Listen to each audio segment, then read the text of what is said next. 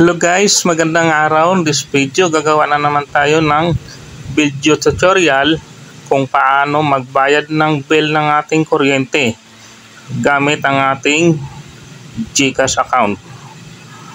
So, ditong video na to, marami nang nakakaalam. So, para lang ito sa mga hindi pa nakakaalam ang video tutorial na to.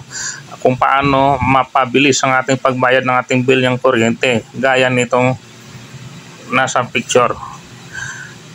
So ngayon, ang gagawin natin, kukunin natin itong presyo o babayaran natin at saka itong account number at saka account name ng ating bill ng kuryente. So ngayon, open natin yung ating GCash application.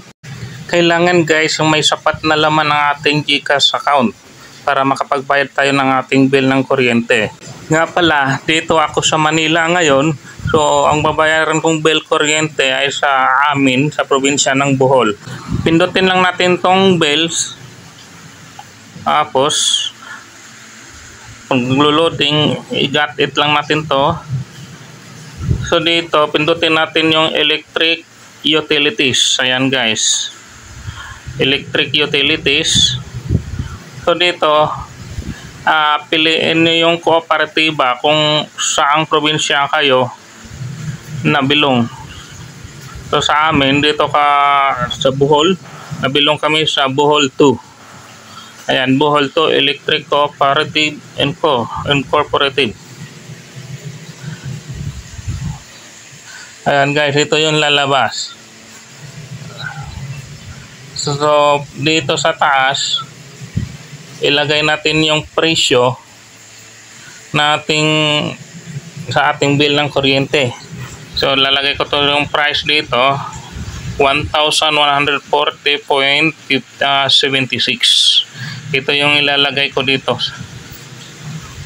1,000.76. Ayan guys.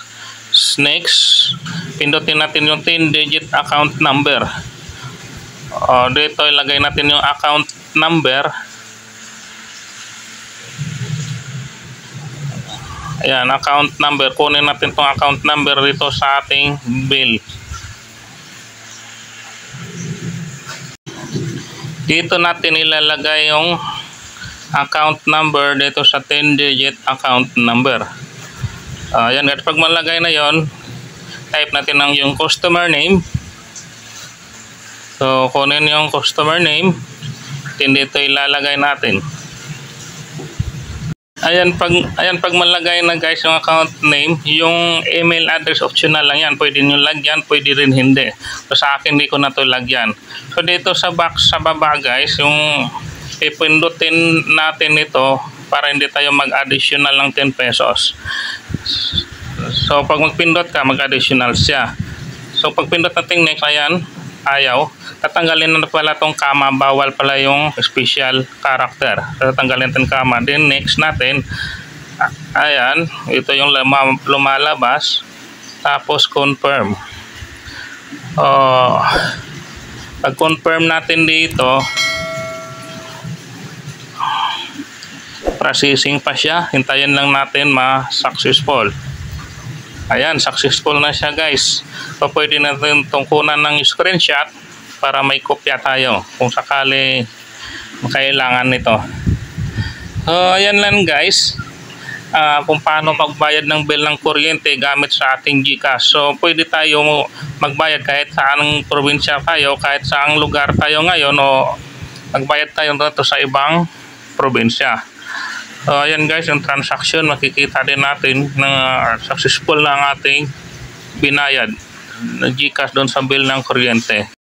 Madali lang guys yung pagbayad, hindi na tayo maabala pa na pumunta sa mga opisina o sa mga bayad center para lang magbayad. So pwede na dito sa bahay lang, gamit lang ating GCash application. Salamat guys sa inyong panood.